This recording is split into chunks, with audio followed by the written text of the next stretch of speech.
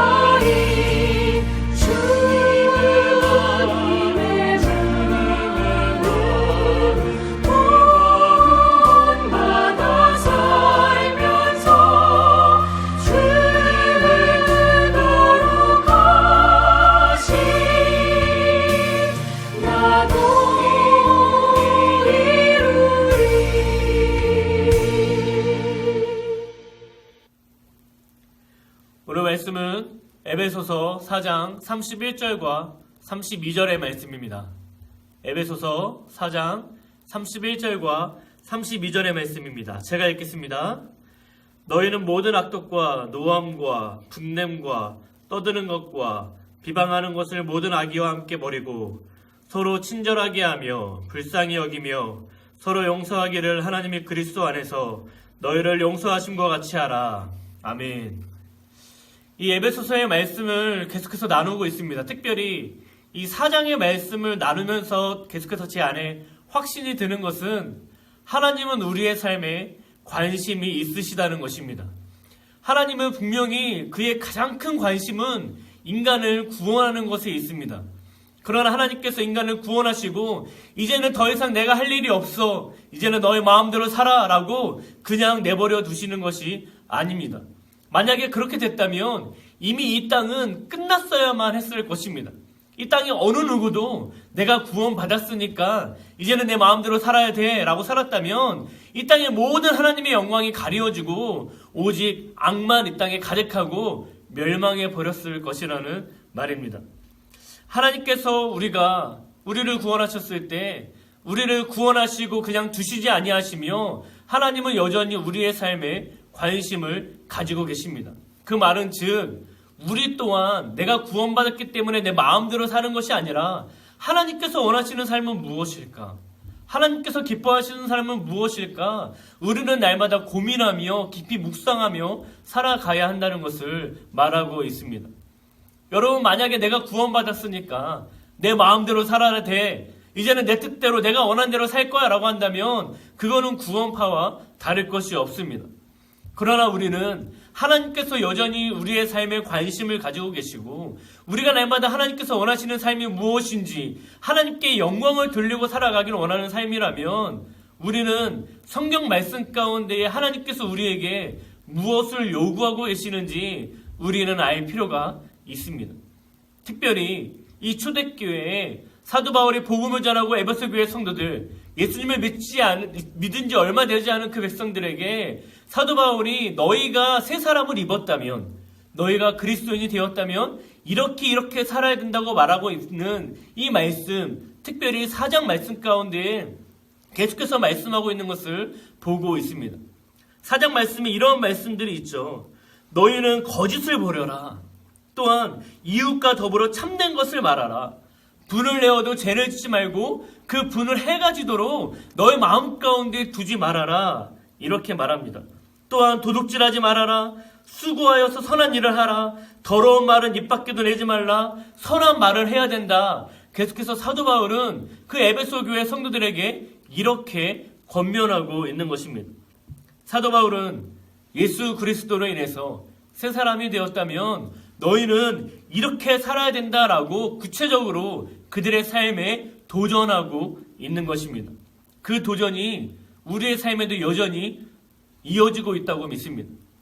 어느 말씀 가운데 우리에게 도전하고 있는 것입니다. 너희가 그리스도인이라면, 너희가 진짜로 예수 그리스도로 인해서 새 사람이 되었다면 너희는 이렇게 살아야 된다라고 말씀하고 있는 것이죠. 이 4장 말씀에 계속해서 이어서 이렇게 말씀하고 있습니다. 31절의 말씀입니다.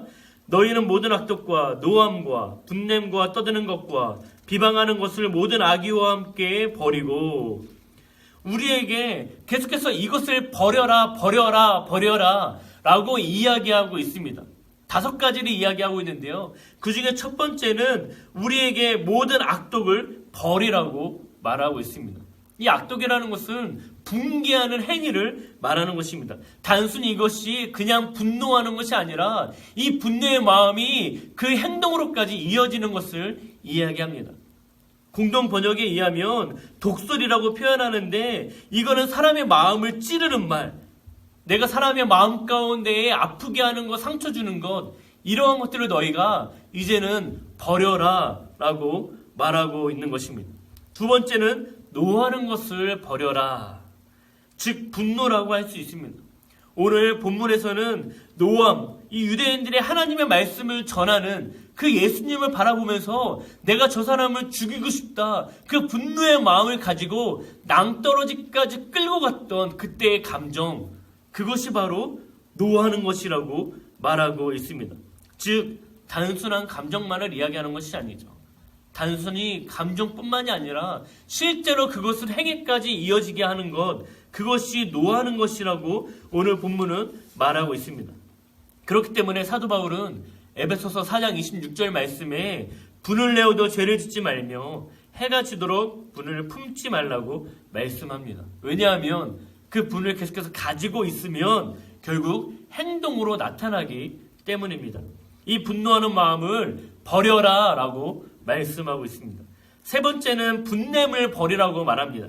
어떻게 보면 노함이라는 단어와 비슷할 수 있습니다. 그러나 다른 점이 있다면 이 분노, 2절에서 말하는 이 노함은 행위까지 이어지는 어떠한 행위로 겉으로 드러나는 것이라면, 오늘 세 번째 말씀하고 있는 분냄은 바로 이 내면적인 마음을 이야기합니다. 그 마음 가운데에 적대감을 가지고 복수해야지 이 마음을 계속해서 가지는 것, 이것을 분냄이라고 표현할 수 있습니다. 사도 바울은 이 분냄을 버려라 라고 말씀하고 있는 것입니다. 네 번째는 떠드는 것을 버리라고 말합니다. 이 떠든다는 것은 단순히 여러 사람이 큰 소리로 이야기하는 것을 말하고 있는 것이 아닙니다. 오늘 본문에서 떠드는 것은 적대적인 감정이나 악한 의도를 가지고 상대방에게 퍼붓는 것을 이야기합니다. 악한 마음, 적대감을 가지고 상대방에게 계속해서 퍼붓으며 욕설하며 독한 말을 하는 것, 그것이 바로 떠드는 것이라고 표현하고 있습니다. 마지막으로 다섯 번째, 비방하는 것을 버려라 라고 말합니다. 욕설이나 조롱하는 말을 의미하고 있습니다. 여러분, 사도 바울은 너희가 그리스도인이라면 이 다섯 가지를 모든 악의를 가지고 버려라 라고 말씀하고 있습니다. 새 사람을 입었다면 너희는 이제 이렇게 살아서는 안 돼 라고 이야기하고 있습니다. 여러분, 새 사람을 입은 여러분, 예수 그리스도에 인해서 구원받은 여러분, 여전히 하나님의 관심을 받고 계시는 여러분, 여러분의 삶은 어떻게 살아가고 계십니까? 내가 그리스도인이지만 내가 여전히 분노하는 마음, 또한 나는 계속해서 악설, 욕설, 또한 독설, 이거 상대방에게 찌르는 말, 이런 말들이 우리의 삶에 여전히 남아있지는 않습니까? 내가 실제로 마음만 가지고 있는 것이 아니라 실제로 행위까지 옮겨질 수 있는 그러한 태도, 또한 그런 행위를 아직도 가지고 있지는 않습니까? 비방하는 말, 조롱하는 말, 이러한 말이 내 삶에 여전히 남아있지는 않습니까?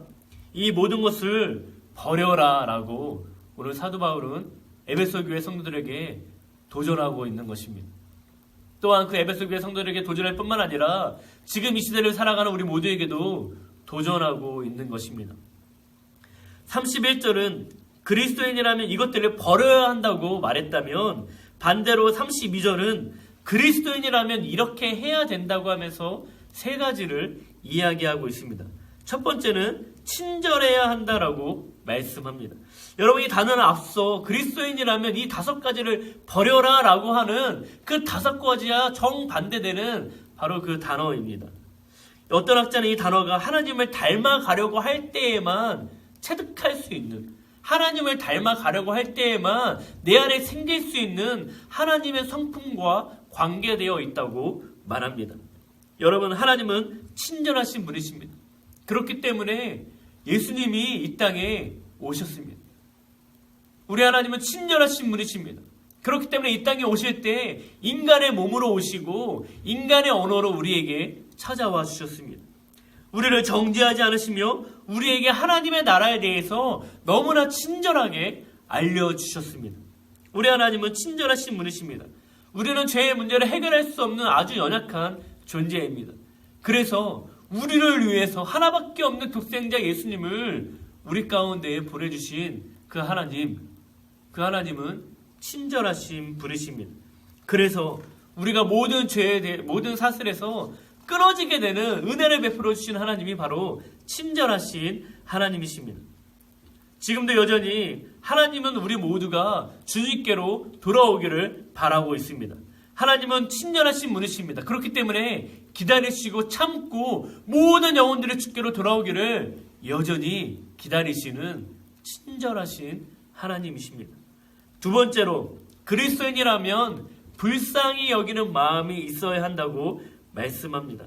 앞서 말씀드렸던 것처럼 하나님께서 독생자 예수님을 우리에게 보내주셨는데, 친절한 하나님께서 그렇게 우리에게 보내주실 수 있었던 이유는 우리를 긍휼히 여기시는, 불쌍히 여기시는 마음이 그 안에 있었기 때문입니다.